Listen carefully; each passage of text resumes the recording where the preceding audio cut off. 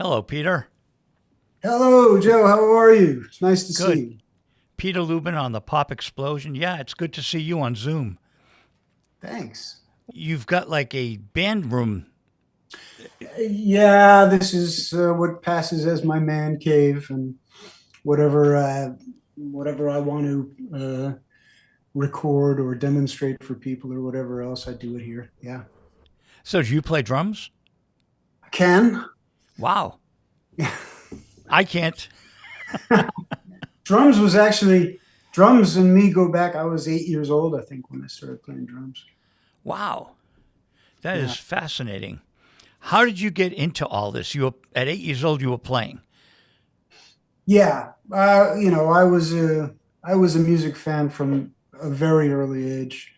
Um, Starting with Chuck Berry on the transistor radio, when I was 5 years old or some such thing. But um, how it all got started uh, was, well, so I played instruments, I played in bands when I was a kid, and so forth and so on. What really got me started on the music business, so to speak, was at the age of 14, my dad enrolled me in summer school, which is nobody's idea of a good time.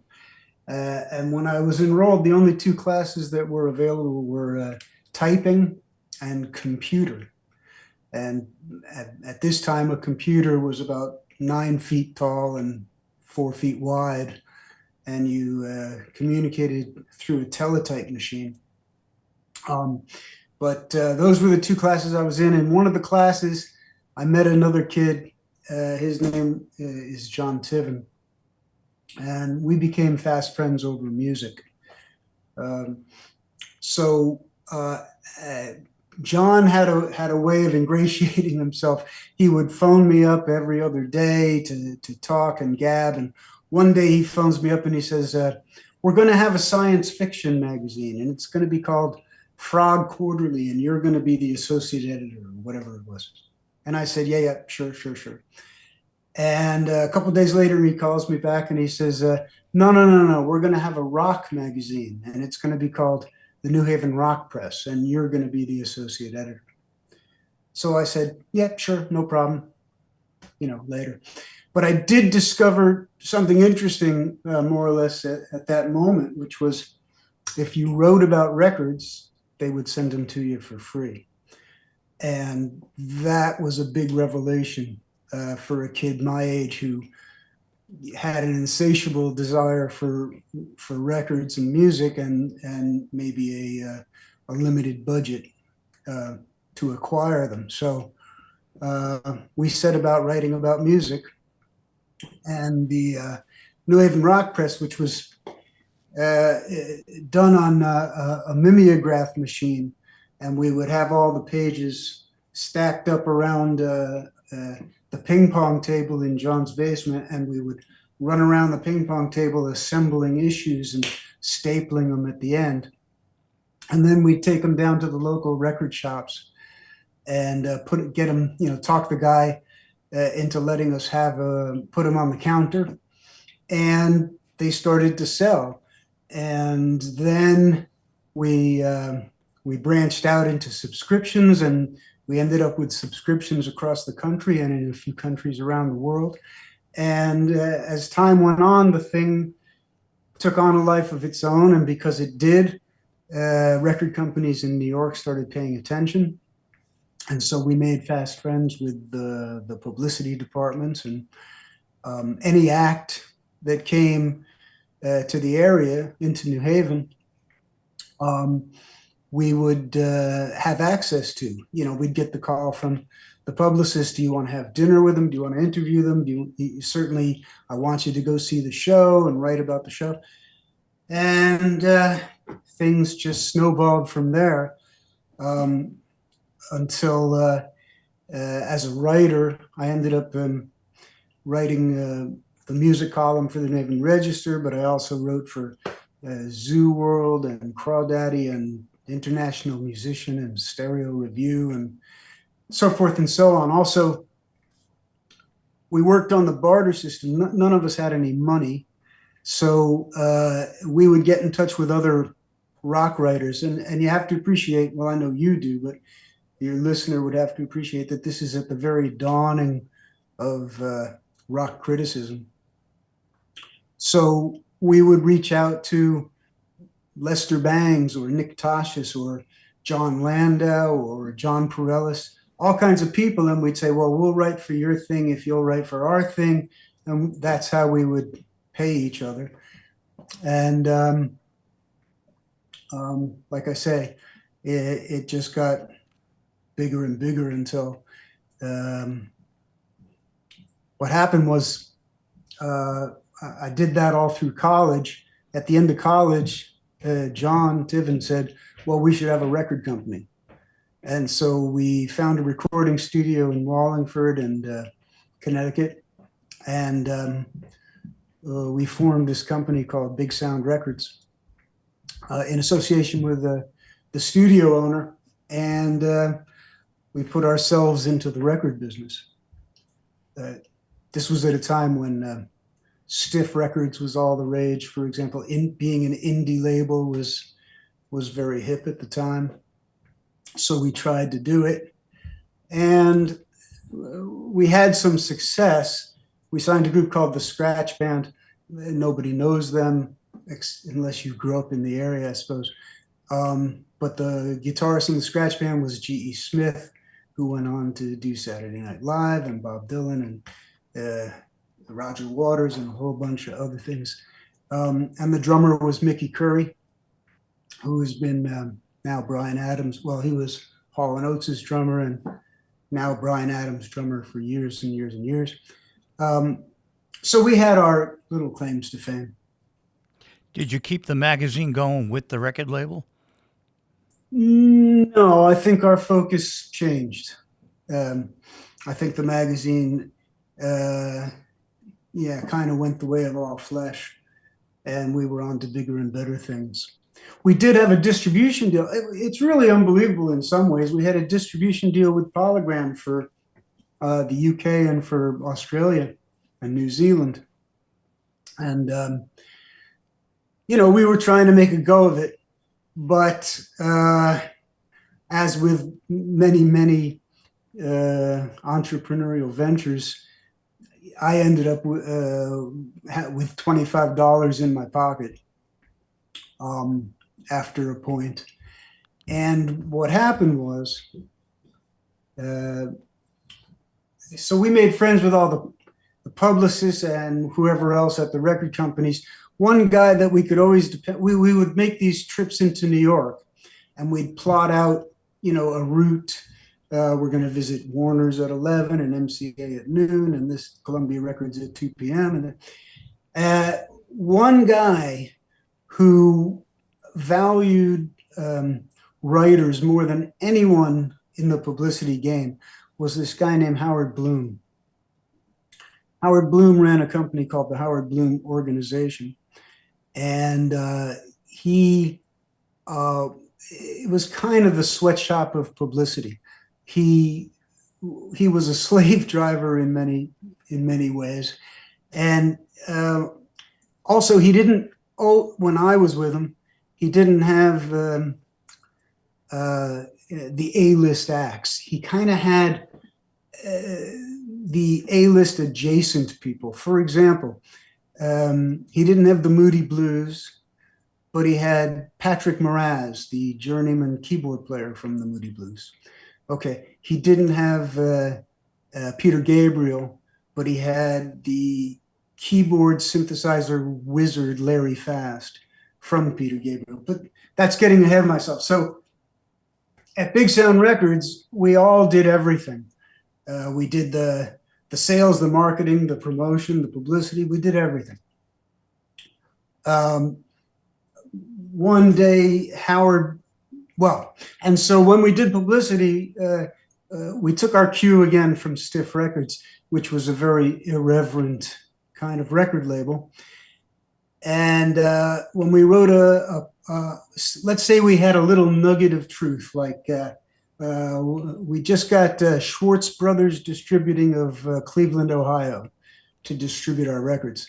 We would write this preposterous press release full of, puns and double entendre and whatever we could think of, but it would contain this kernel of truth, and we'd send it off to Billboard and Record World and Cashbox at the time. And we had friends on the staff, because they were also rock writers in their day. We had friends on the staff who would rewrite our press release into something formal and legible and readable. And they would run it. Okay, so one day I get a phone call from Howard Bloom, who could always be relied upon to take us out to lunch, because writers, like I say, were like gold to him. And on a Sunday night, I was living in the wilds of Connecticut. On a Sunday night, Howard Bloom calls up and he says, "Peter, I'm wondering who does the publicity for Big Sound Records?" And I said, well, I do. I do everything. I sweep the floor of the studio. I box up the records. I take them to the post office. I call the radio stations. And he said, "Because I always read about your record company in the trades, always. You have great publicity." Yeah, he said, I need a new publicist on my staff. So I guess that's you. Would you be interested in the job? And that to me was not great news. To me, a publicist was something you had to have surgically removed. And I really didn't want to do publicity, but then again, the $25 was burning a hole in my pocket, and it's literally all the money I had. So I remember hanging up the phone, and I went in the living room. My girlfriend at the time was there, and I said, "The worst thing just happened." And she said, "What?" I said, "I just got a job." And she said, "Oh, that's fantastic." I said, "I don't think so." But the other thing was, Howard Bloom said, "So I really want you to join the staff. The staff meeting is tomorrow morning at 10 a.m. And I said, "Howard, I can't be there tomorrow morning at 10 a.m. I live 3 hours away. I don't have, I don't have anything to my name. I can't be there that suddenly." And he said, "Oh, that's too bad, because that's when the job starts." And so I packed up, a toothbrush and a shirt, a change of clothes, and I went to Howard Bloom's staff meeting at 10 o'clock the next morning. And the thing was, he was such a fiend. He started doling out assignments. "Okay, you're going to do this week. You're going to do this. You're going to do this." And he gave me a mountain of things to do. When the meeting was over, I went to Howard. I said, "Howard, I can't do these things by Friday. I don't live here. I don't have a place to stay. I don't." And all he said was, "Oh, that's a shame, because that's when all these assignments are due." And I ended up sleeping on my girlfriend's father's sofa, and I never went back. Wow. That's how I got in the business, I guess. That's amazing. And Bloom is a legend. Bloom is notorious and a legend. Yeah, no question. He was great in a lot of ways. He was also diabolical in a lot of ways. I don't think he'd mind hearing me say it either. I'll give you an example. So if 1 week you got 37 stories on your artists, your client list, 37 stories published in the Podunk Evening News and the Trenton Times, or something, that was 37 stories, right? If the next week you finally, after working for months, got the cover of People magazine and an Associated Press story that ran in 340 daily papers around the country, you'd get a call on a Sunday morning, and Howard would say, I'm very concerned about you. And you'd say, what are you talking about, Howard? And he'd say, well, last week, he would plot your productivity on a graph paper in a big notebook, a big binder. And he would say, well, last week you got 37 stories, and this week, 2 stories. Your productivity is way down.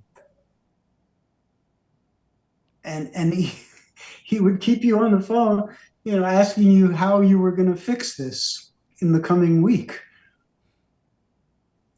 So it was quite a ride with Howard Bloom. Bonus checks or what? Say that again? Bonus checks or what? No. It was hard going, and that's why I think at the time I had the record for getting in and out of Bloom the fastest. Wow. Which was I think 9 months or 7 months, I can't remember. But what happened was, Columbia Records knew who I was from being that kid writer who's now a publicist, and they called up and said, would you like to come be a tour publicist at Columbia Records? And to me, Columbia was like the gem of the ocean, of course. And so I beat a hasty retreat and wound up there. Pretty cool. Shall I keep going with this tale? I mean, I get zillions of questions, but you're doing great. So I do not interrupt when my guests are having so much fun. Okay, so I'm having fun. I'm at Columbia Records, which was great. Well, it was great and terrifying because I grew up reading Billboard magazine and being obsessed with the music industry. And suddenly I was in a building with all these guys whose names I'd been reading for 10 years already, and they were all prowling the hallways and stuff. And I was very intimidated. In fact, this is true. I wouldn't use the men's room on the 12th floor because I was afraid of, who might walk in. And so I would go up to 14 where the TV people were or something, and I didn't know anybody. And that's a story. But okay. That's pretty funny. Was Clive at the time was there? Clive was not there. Walter Yetnikoff was there. Bruce Lundvall, Jack Crago, Bob Sherwood. Mickey Eichner was the head of A&R. Paul Atkinson was there in the A&R department. All kinds of people that had big reputations and big personalities to match. We were just talking about Paul, the Zombies. Yeah. Guitar player. Paul Atkinson was a lovely guy. Oh, he was. Definitely. And he gave me a big break as well because so I worked in the publicity department. But one day I'm talking to Paul and he says, well, I have to do a greatest hits anthology type thing on Ian Hunter. And I happen to be pretty, deep on Ian Hunter. He was a favorite of mine, still is. And I knew everything but there was to know about him. And I said, ooh, Paul, I could really help you with that. And he let me. And the two of us, there is a compilation on Columbia. It's out of print, of course, from 1979 called Shades of Ian Hunter that Paul and I were the executive producers of, and I wrote the liner notes. He had me write the liner notes for that record. And that was really my first release of any kind on a major label. I love that album. You know that album? I bought that album. Come on. You did? Ian and Trudy are friends of mine. Uh-huh. because their drummer was Steve Hawley from Wings, and Steve is a very dear friend of mine.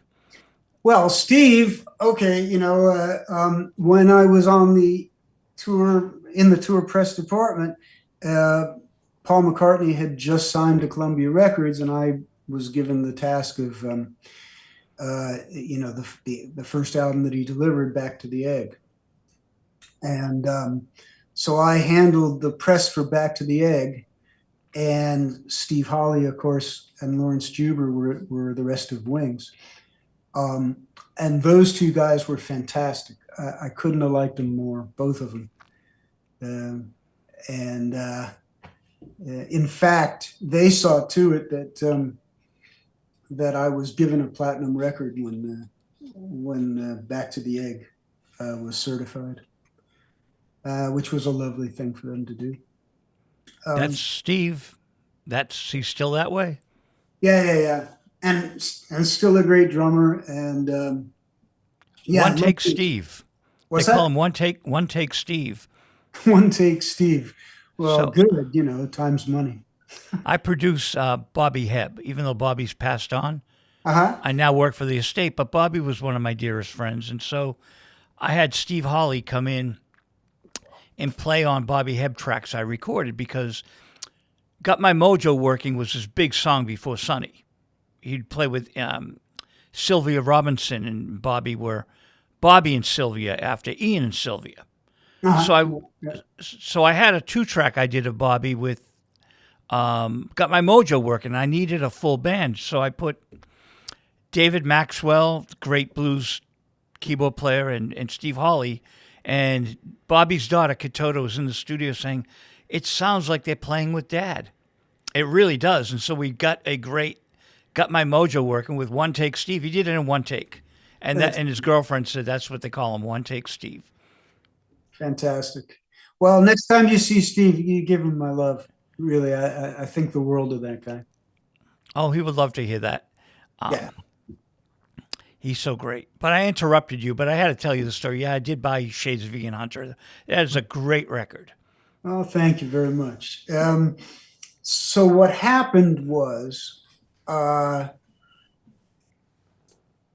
woman that really brought me into the Columbia press department was named Carol Bork, who I had been friends with for a few years. She would be my main contact with Columbia when I was, in New Haven. And Carol ended up getting engaged and subsequently married to the senior vice president of promotion, Bob Sherwood. Now, being the senior vice president of promotion at Columbia Records is a very, very powerful gig, and also important gig. And I guess that's why Mercury Records at the time approached Bob and said, well, would you be interested in being the president of Mercury Records, which was part of Polygram. I remember getting called into Carol's office one morning, and she looked at me, she said, "What's a polygram?" And I said, "Oh yeah, you wouldn't know it from your perch here at CBS, but 2 blocks over, there is a thing called Polygram Records, and they're struggling here in America. They haven't really established themselves, but in Europe, they're the biggest, best record company there is." And she said, "Well, Bob's just been asked, did he want to be president of Mercury Records?" And I said, well, what's he going to say? I think he's going to say yes, So off they went. At the time, Mercury was still based in Chicago. They moved to Chicago, and about 2 weeks later, I got a phone call from Bob Sherwood, who said, "Hey, Sport, you want to be my director of A&R?" And I don't think it took more than a split second for me to agree to that proposal. So we worked it out, and I was in New York as the director of A&R. He was in Chicago, and there was a very, very good A&R guy, one other A&R guy in Los Angeles named John Staines. And we set about shoring up the prospects of Mercury Records. Here's where it all gets tied together as well. One day, Bob Sherwood calls me up and he says, listen, the Moody Blues are available, and I have to go over to London and meet with them, see if I can persuade them to be on Mercury. And what had happened was, during my time as the publicist for Patrick Moraz, the journeyman keyboard player from the Moody Blues, I got to know the Moody Blues casually, but well enough. And when Bob called and told me he was going there, I said, oh, well, when you get there, say hi to John and Justin and Patrick for me, And he said, you know these guys? I said, yeah, I know these guys. He said, pack your bags, you're on the Concorde with me in the morning. We flew to London, and Patrick was a heck of a guy. First of all, he was a big bear of a man with a Swiss accent. And every time I would ever see him, he would go, Peter, my friend, oh, hey, how are you? And sure enough, I walked into this meeting. It was at Threshold Studios at Decca Records in London. I walk into this meeting, and Patrick Moraz, apparently they had been meeting with an endless stream of record executives, which couldn't have been that pleasant, I suppose. And I walk in, and Patrick, God love him, jumps up and says, Peter, my friend, look, Justin, Johnny, this is Peter, right? And that broke the ice, and we got on like a house on fire, and the Moody Blues came to Mercury Records. So that was good.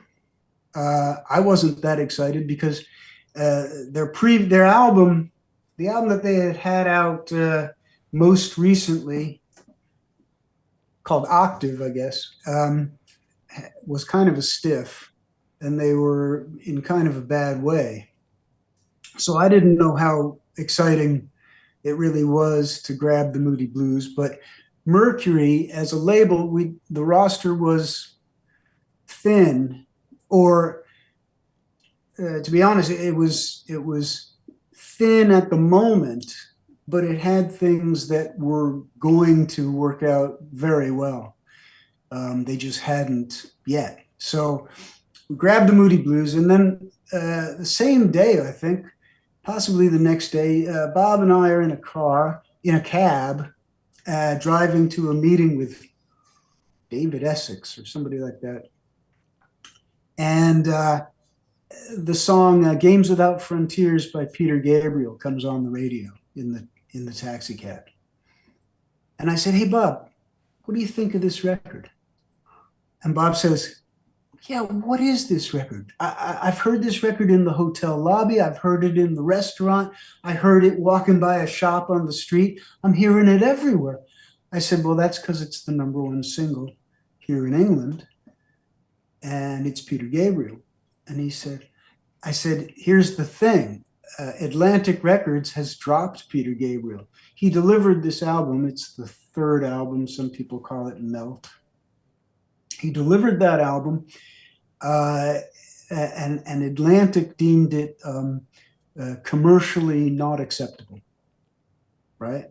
I guess that means they thought it was too weird or whatever, and they dropped him. And because Atlantic Records dropped him, no other label in America wanted to pick him up. Now I have to backtrack just a little bit. Another one of the things that Howard Bloom had on his roster that I was assigned was a fantastic character named Tony Stratton Smith, who was the owner of Charisma Records.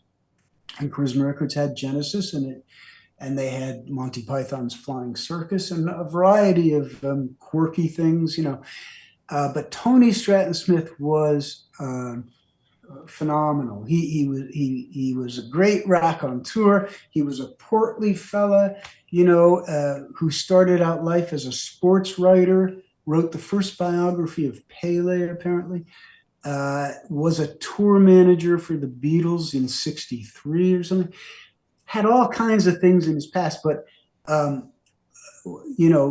he was gregarious and wonderful and warm and always cheerful and, a great hang. So I would do his publicity. And the thing was, if it was past 5 o'clock in London, you didn't bother to call him at the office. You called him at the bar of the Marquee Club on Wardour Street. Okay. So we're now driving in a taxi cab. And I said, well, to Bob Sherwood, I said, well, that's Peter Gabriel. And I can almost guarantee you that if we go over to Wardour Street to the Marquee Club, Tony Stratton Smith will be sitting at the bar drinking a beer. And all we'll have to say to him is, we want Peter Gabriel on the label. And good things could happen. And Sherwood says to the cab driver, Cabby, Wardour Street, please, And we go there, and sure enough, Tony Stratton Smith is sitting at the bar, and he's mid-sip. And I say, hey, Tony. And he's, Peter, my American friend, how are you? And I said, well, I'm good, Tony, but I brought the president of Mercury Records with me because he's got something to say to you. And Sherwood on cue says, we'd really love to have Peter Gabriel on our label. And Tony Stratton Smith says, well, I've just been sitting here waiting for someone to say that very thing. I think we can work that out, And we ended up, so in the course of 2 days, I signed the Moody Blues and Peter Gabriel. My question to you is, what was Bob's reaction to their reaction to you? Well, I guess he probably was, well chuffed, as they say in England, thinking, "Oh man, I made a great hire," But it was all luck and coincidence, really. I can't take credit for having enormous insight. It just is the way things unfolded, and so, and the beautiful part was, so the Moody Blues make an album which was called Long Distance Voyager, which went to #1. Now, I was so young and stupid. I'll admit it. I didn't. I took the job, and then started learning, how to do the job that day. I thought, well, some records go to 34 and some go to 17, and some go to #1. Never, it didn't occur to me that was such a rare and improbable thing to happen to any record. How many records really do that? Practically none. I mean, you might say one a week, but really very rare. So, and a feather in your cap. Speak up. A feather in your cap. Oh, feather. Yeah. Feather in my cap. Let me see if I can turn you up any more than I have you. There we go. All right. So, and then Peter Gabriel, Games Without Frontiers was a bit of a hit, and the album did really well. I mean, in its original life, it sold about 400,000 copies, but to Mercury Records, an added 400,000 units on the sales sheet was significant. So suddenly I was like a totally legit, worthwhile A&R guy. So that's sort of how it all happened. Fascinating stuff. What brought you to the Everly Brothers? That was sometime later. I can tell you about that, but I thought you might want me to tell you that. So right around that time when I was, my stock was high and I was considered to have second sight or whatever, the first baby band that I fell for was Boston's own Tom Dickie and the Desires. So that's what happened next. That's the next thing I did after those two things. Two fellows from my high school.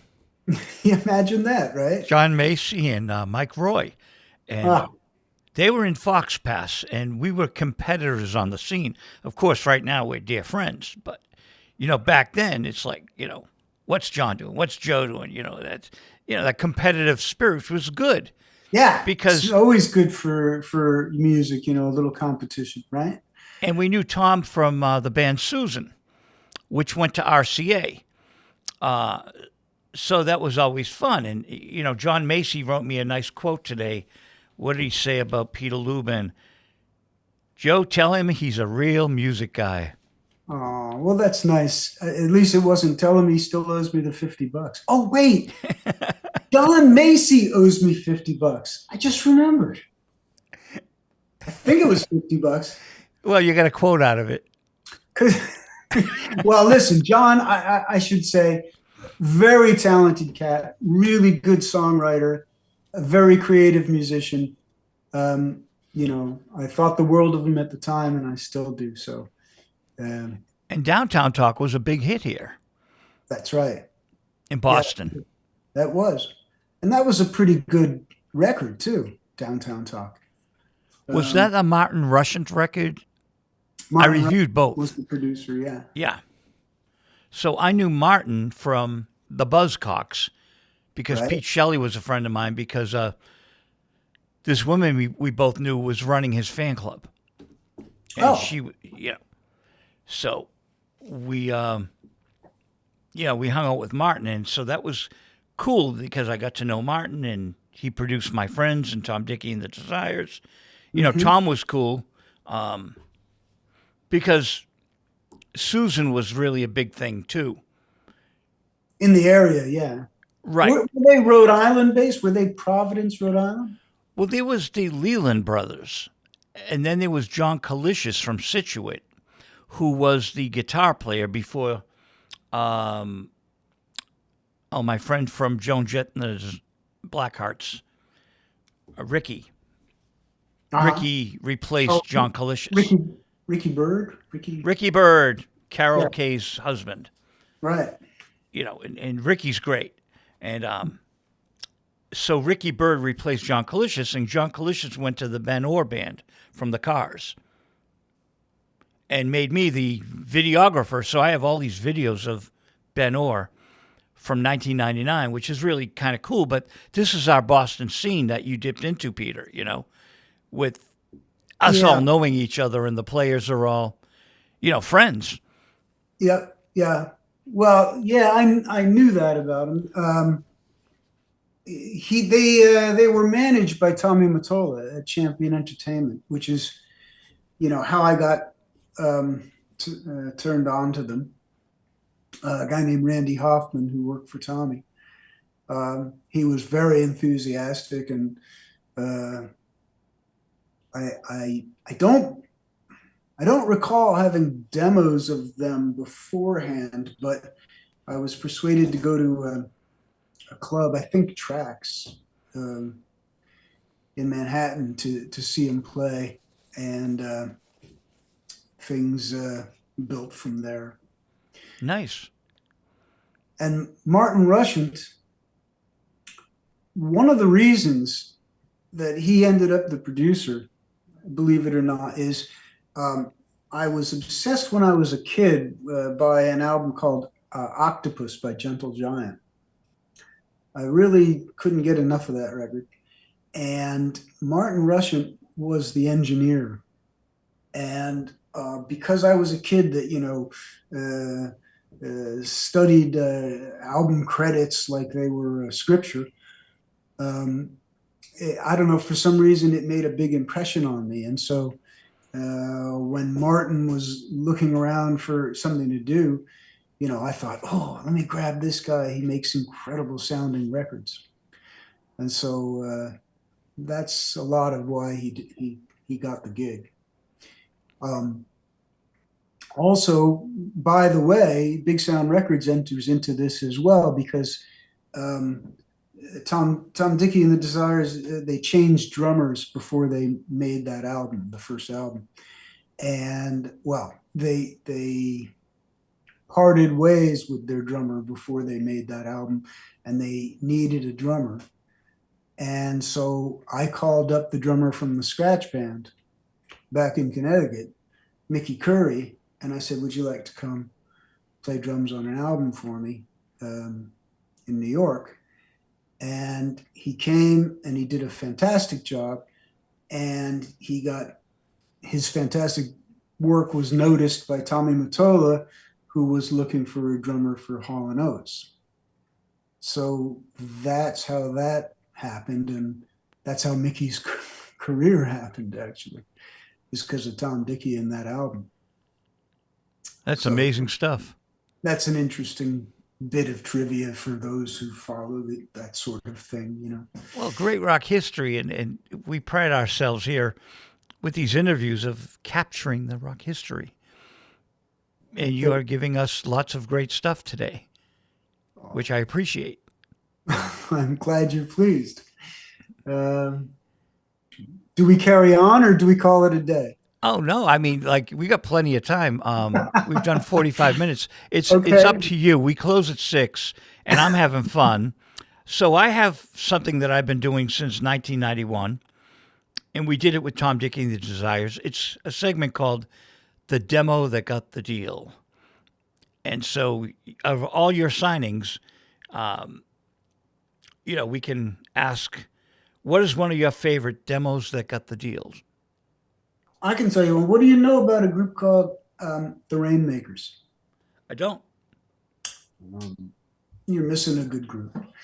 The Rainmakers were from, I'll tell it quickly, seeing as it doesn't figure in your consciousness at all. They were a group from Kansas City, Missouri. When I first stumbled across them, they were a trio called Steve, Bob, and Rich. And they had an LP that had 3 bowling balls on the cover.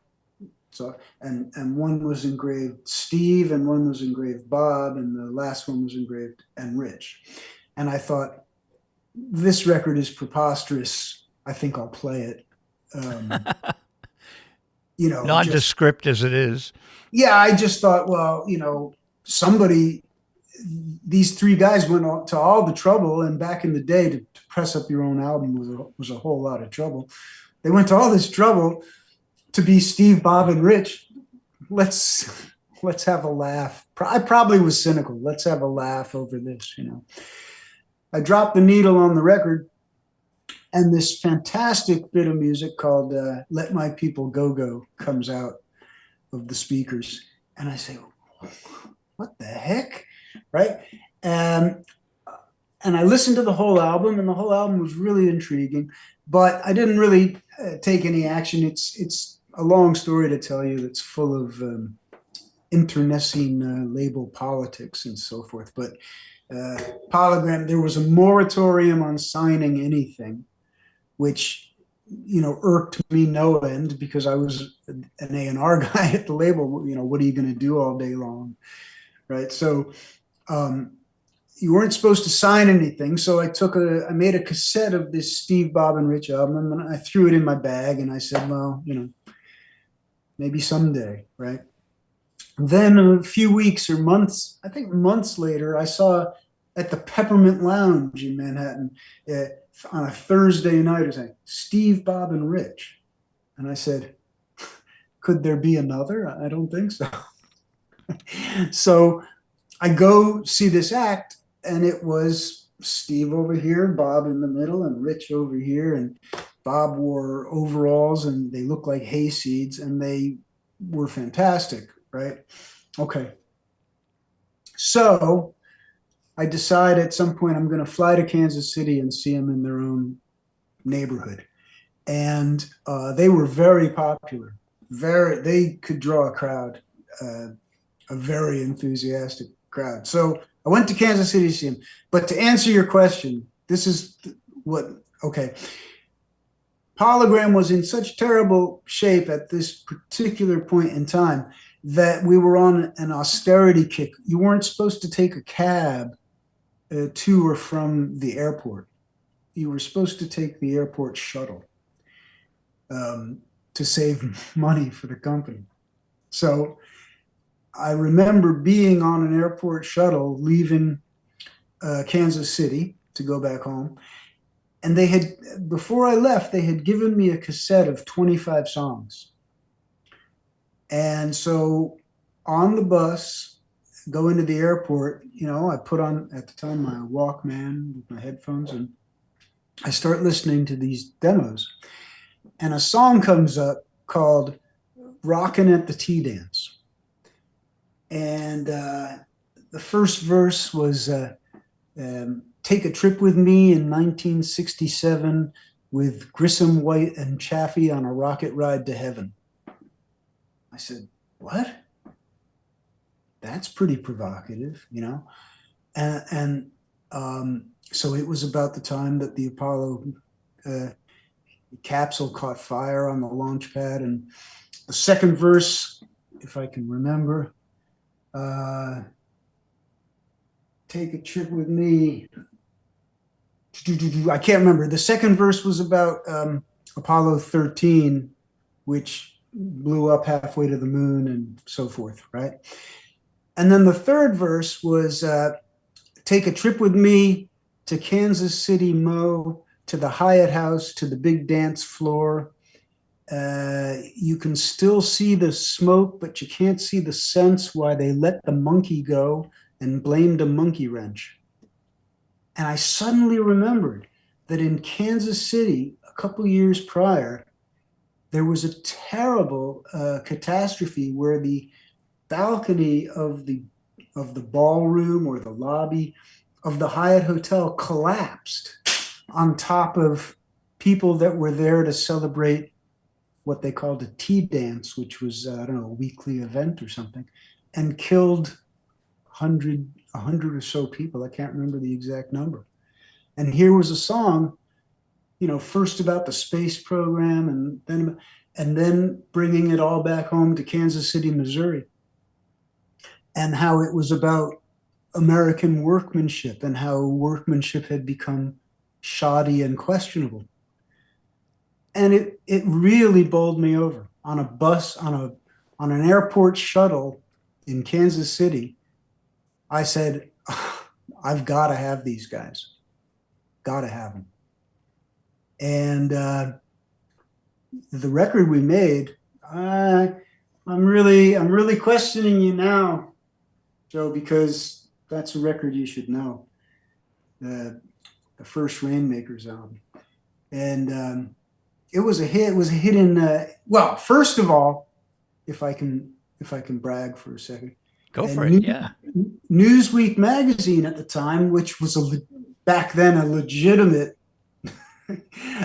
and very critically astute magazine, Newsweek called it the most auspicious debut album of the year, and they were right. It was the single, the Let My People Go single was a hit in England. And ultimately, they did not, I admit, they did not pan out the way God intended.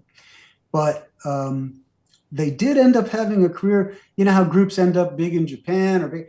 These guys were huge in Norway. And every year would go to Norway and clean up, and come back home and count the money. Wow. Yeah. But anyway, that's a demo I remember as, making the difference for what it's worth.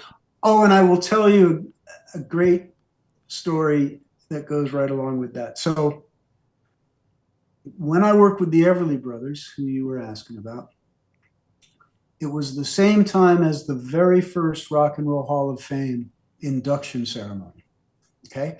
So Don and Phil had a room at the Waldorf Astoria, in preparation for the dinner and the festivities and whatever.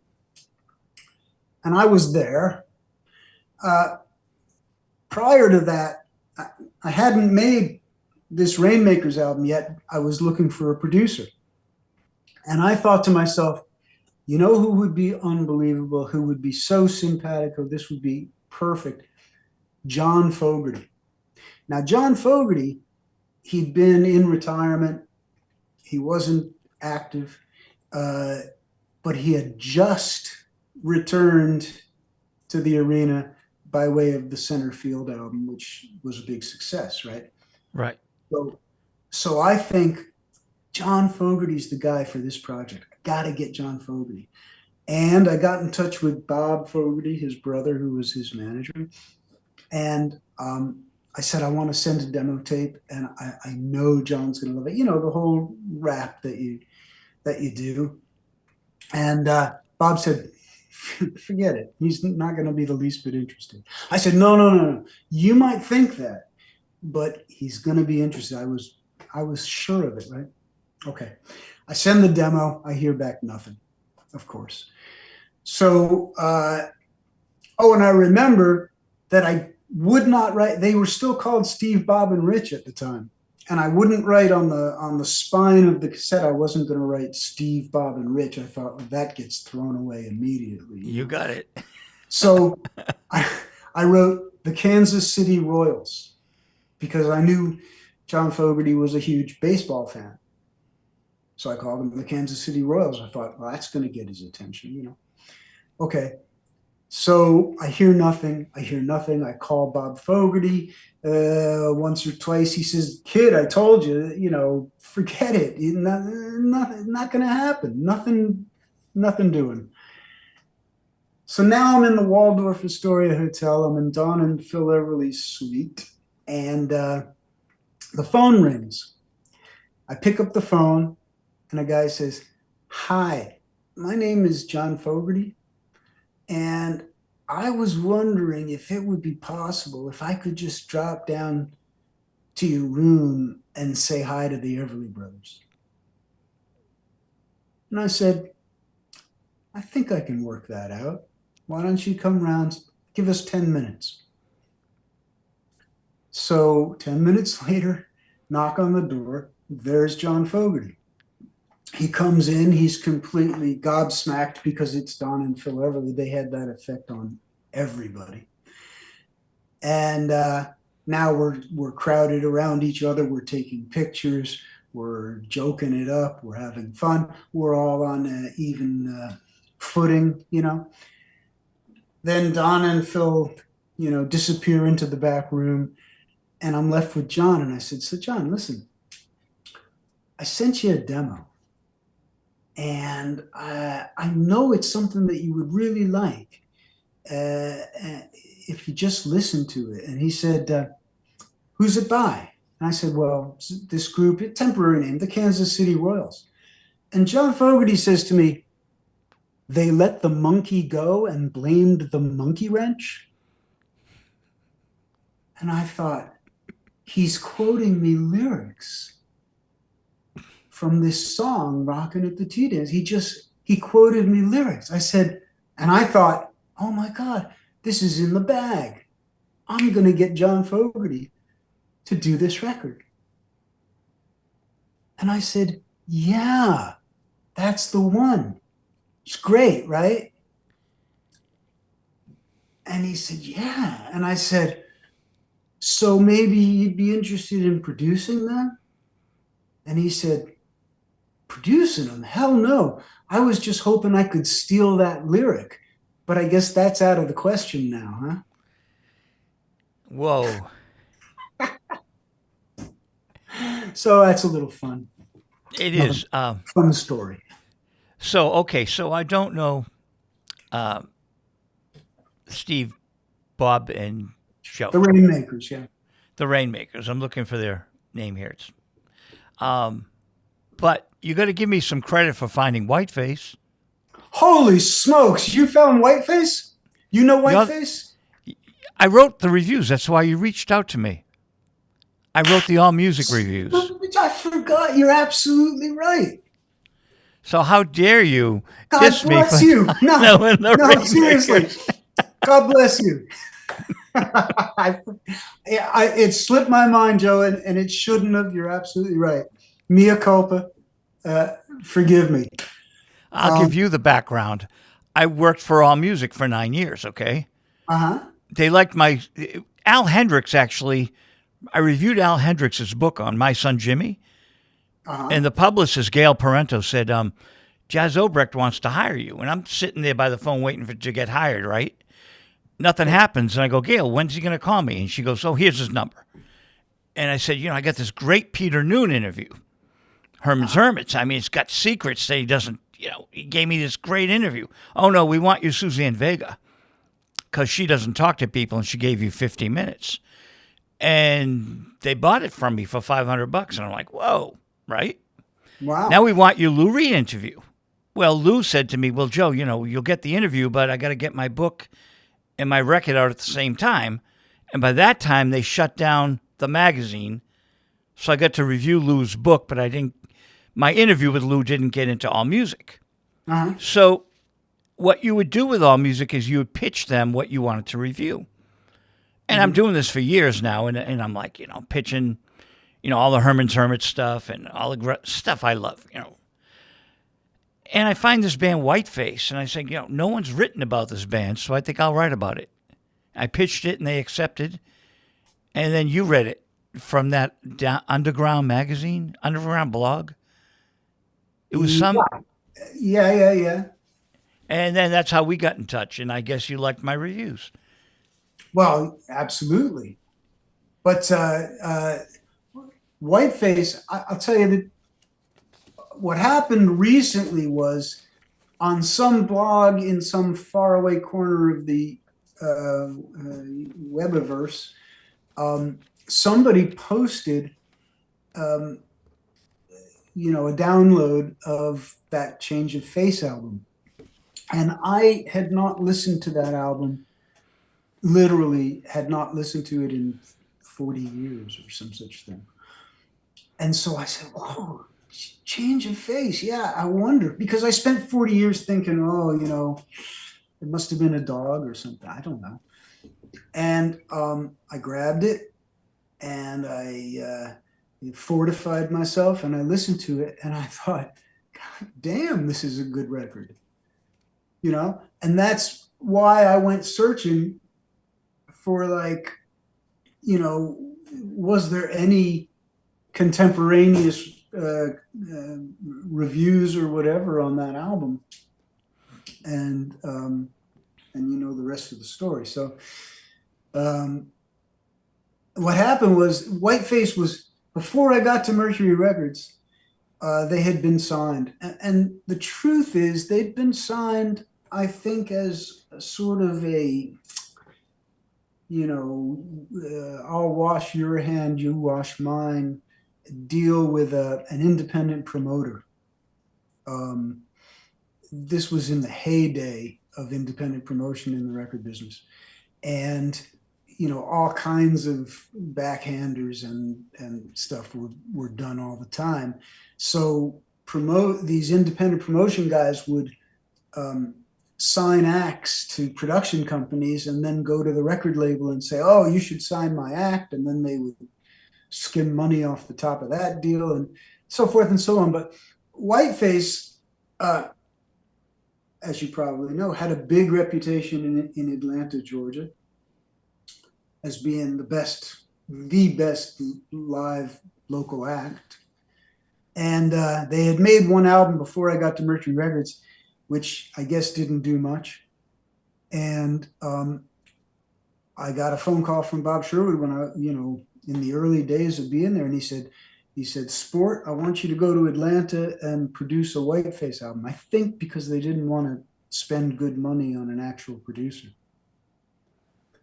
And so that was the first major label album that I produced, not counting Ian Hunter. That was executive produced, Right. And it also, I guess, it didn't do much, but I'm proud of it. I think it's a good record. So I have a friend in Boston by the name of Donna Halper. Do you know Donna? Yeah, she was a disc jockey, was she not? Yes, in the Midwest. I think she was also music director or something in some state that reached up into Canada. Yeah. All of this rings a bell. She played the Rush demo. I think she was the first DJ to really find Rush. Oh, and her name is on the back of all their albums, I believe. Yeah. So what was your part? I wrote her today to see if she had any questions for you. She wouldn't. But yeah. No, the Rush thing, when you do A&R, there's two categories of things you do or hats you wear or whatever. One is the artist that you either scout out or otherwise acquire for the label. And then there's the standing roster of things that need to have, convenient contact with the label. So you get assigned a portion of the label's roster. So when I first got there, I was assigned all kinds of things. Kool and the Gang, the Scorpions, Rush, Def Leppard, who only had a EP. Their very first record was an EP. That's all there was, I think, at the time. So these were all assigned to me, and then I became the A&R contact for these acts. And what you do is essentially you do whatever they feel they need help with.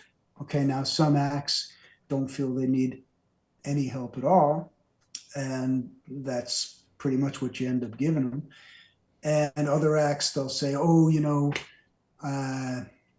this single needs editing. Can you go to, or can you go to the mastering lab and supervise the this or that? Or can you,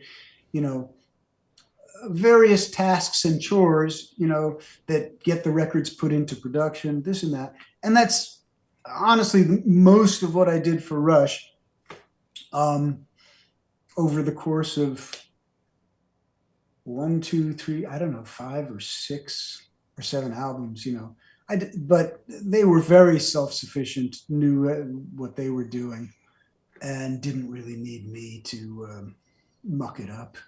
And they had their core fan base too. Oh yeah, they had everything. They had everything. And so, I was just their first contact for things musical. I didn't know John and Yoko did anything for Mercury. How'd you meet them? No, you're presuming a lot there. The John and Yoko thing. First of all, it was completely post John. Second of all, it was another deal that you might consider not entirely above board. Mm-hmm. There was a guy named Eddie Germano. You know who that is? No. He owned the record plant.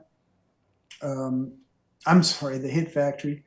And he was tight with Yoko. And after John passed, I think he said, leave it to me. I can get you hooked up with another label, because I think Geffen Records wasn't really interested in just carrying on with Yoko or whatever. And Eddie was fast friends with Tommy Mottola, who was fast friends with Mel Ilberman, who was the CFO of Polygram Records. I think CFO. Okay. And between this cabal of guys, they dreamed up a scheme. I'll be honest with you. They dreamed up a scheme to make themselves all a bunch of money that included as bait, Yoko wasn't the best bait you could have, but there was an unfinished John Lennon album called Milk and Honey. And Polygram, again, scratching for hits all the time, thought, wouldn't it be great to put out, this John Lennon album? We'll have to put out Yoko Ono albums, but hey, that's the price of love or something. And so this deal was struck, and part of the deal was Eddie Germano got to deliver, I think, 3 albums a year to Polygram at, and again, if memory serves, $200,000 an album. And what he would do was take these local acts and let them into his recording studio at off hours until they had enough time to turn out an album. And then he'd bring it to Polygram and say, isn't this album the greatest thing you ever heard? You know, I'll have $200,000, please. Thank you very much. You know, and we had to put out these albums. And so anyway, this whole production deal needed an A&R contact, and I got elected. And the only thing I would add to that is every time I took exception to certain billing practices, certain liberties that were being taken that didn't seem to correspond to the recording agreements, I would get chastised severely by Mel Oberman and told to go back to my office and sit down and shut up. Wow. Yeah, that was not a great scene. Well, thank you for being open about it. I really appreciate it. What the hell? Most of those guys are dead. So.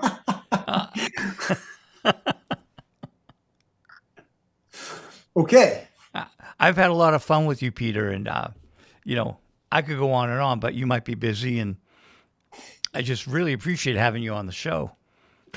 Happy to be here. Like I said, Joe, you're doing God's work. We're trying to document. I'll tell you what we're up to, if I can. Sure. I just interviewed the sons of Ginger Baker and Jack Bruce. Uh-huh. And where I was Jimmy Miller's manager, right? Jimmy had produced Blind Faith. And you don't have to tell me about Jimmy Miller. Right. I worshipped him. Yeah. So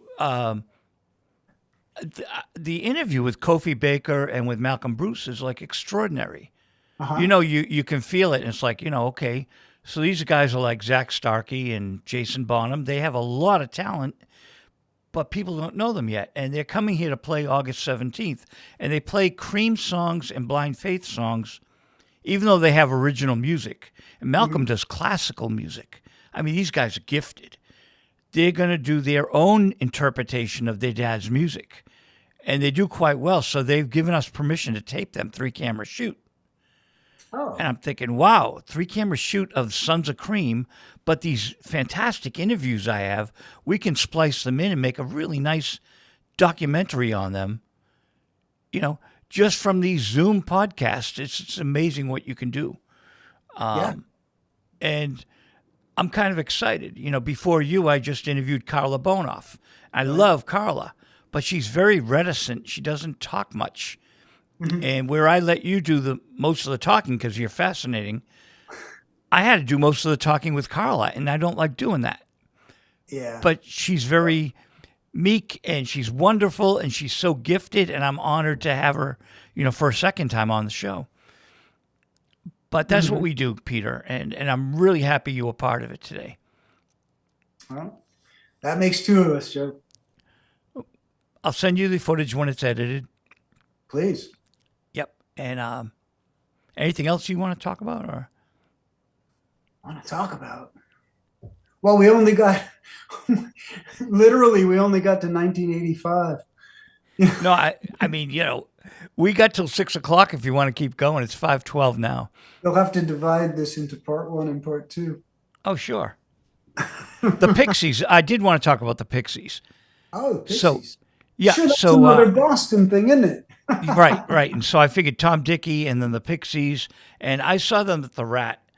And the thing that struck me about the Pixies was I was listening to WFNX, which is gone.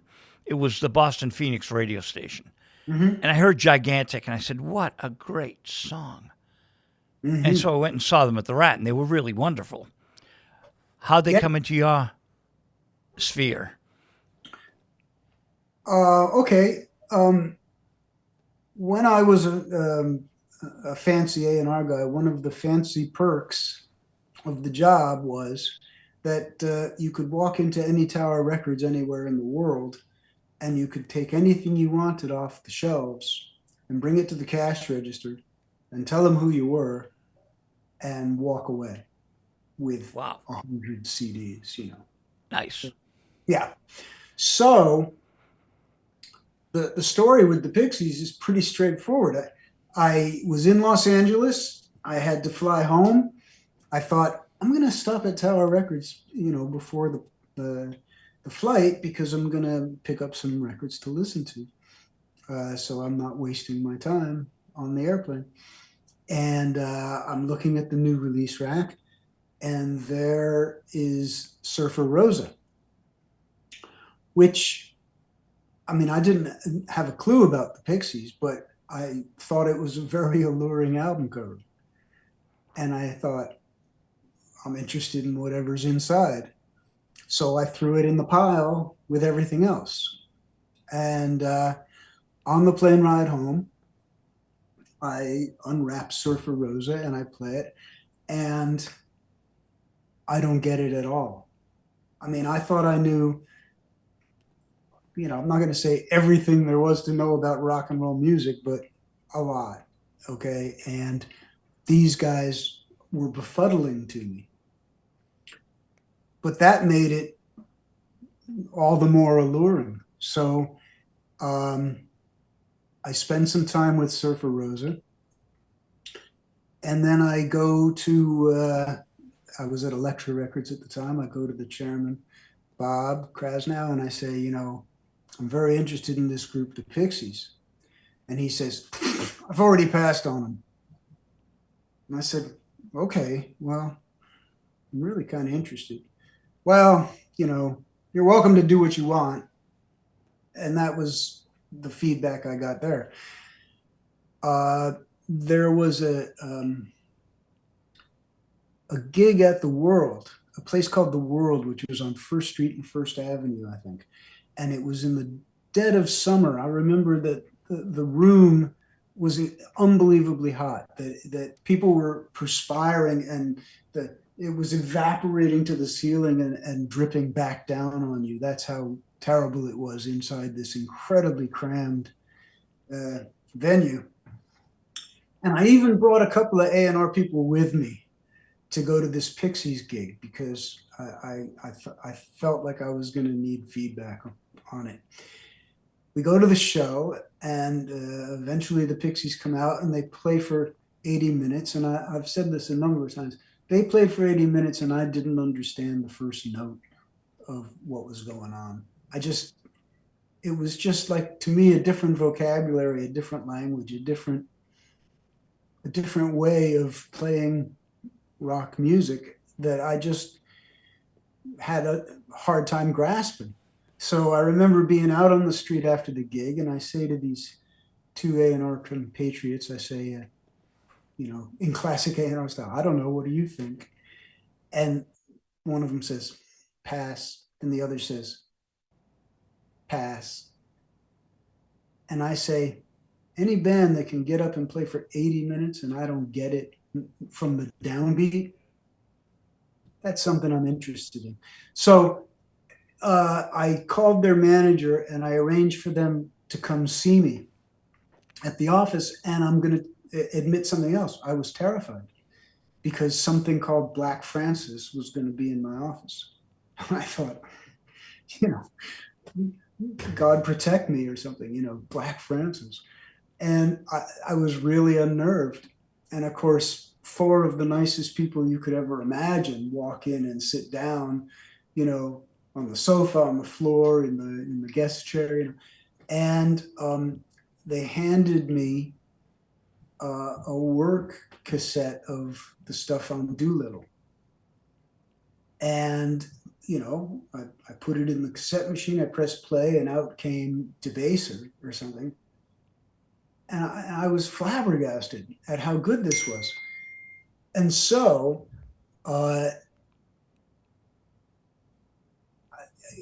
I went ahead and made the deal, despite no encouragement from the chairman and this and that. Made a deal to do the Pixies. And what I remember was, what was really funny about it is so Doolittle was completed, we put it all together. And then the next thing you do for the staff is you send around an advanced cassette of the album, and you write up something like to help people, acclimate to what this new music might be about and stuff. So I wrote this thing. I send out the cassette.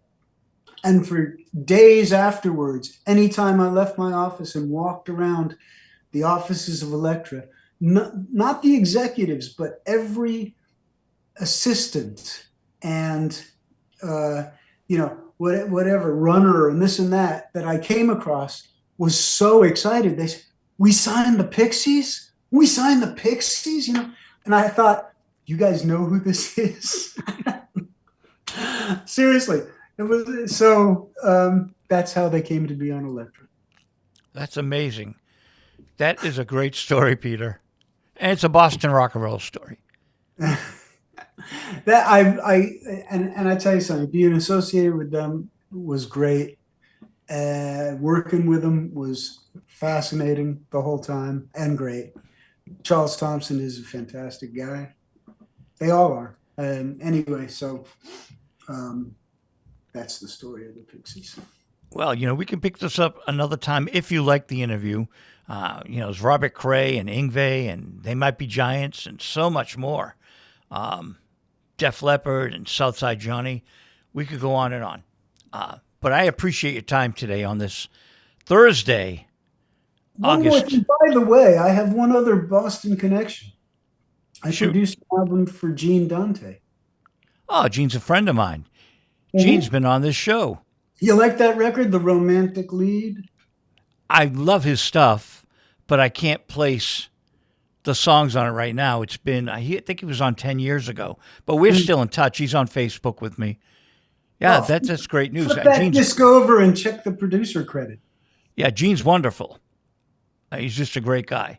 There you go. Yeah, he is lovely. Yeah.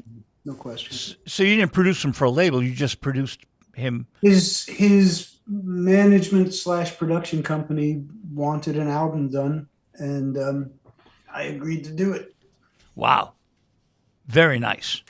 Yeah. Peter Lubin, thank you so much for your time, man. My pleasure. I enjoyed it. It was great. It's a great interview. Okay. Talk to you soon. Take care, Joe. Yep. Thanks.